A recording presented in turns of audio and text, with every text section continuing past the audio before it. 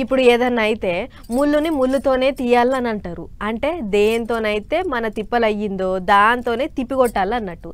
అగో అట్లనే కోతులతోని తిప్పలైతే కొండంగిని పట్టుకొచ్చి భయపెట్టినట్టు ఏనుగులతోని తిప్పలైతుందని కుంకి ఏనుగుల్ని పట్టుకొచ్చిర్రు ఏపీ సర్కారోళ్ళు. అట్లొచ్చిన కుంకి ఏనుగుల పనితనం ఎట్లున్నదో అరుసుకొనొద్దాం పారి. రైట్, కర్ణాటకకేంచి పట్టుకొచ్చిన కుంకి ఏనుగులు ఆంధ్రాలో దిగినాయి.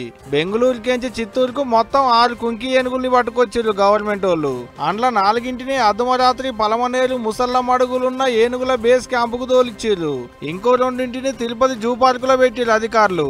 మరిగా కుంకి ఏనుగులు ఏం పని చేస్తాయంటారా? ఆటి పని ఆటికే ఉంటది. మళ్ళా అడవిలుండేటి ఏనుగులు ఊళ్ళ మీద పడుతున్నాయి, పబ్లిక్ కు బుగులు పట్టిస్తున్నాయి, పంట చేలన్నీ పొరక చేస్తున్నాయి అని చెప్పుకున్నాం కదా ఇంతకు మునుపు.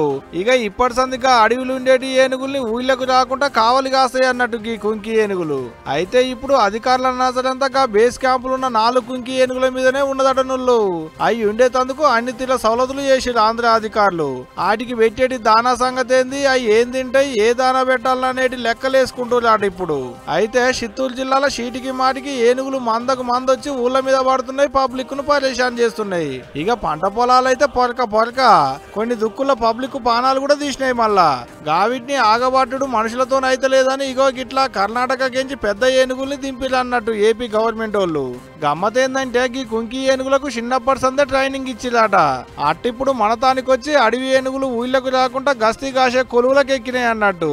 మరి చూడాలే ఆడి పనితనం ఎట్టుంటుందో అనేటిదిగా రేపు.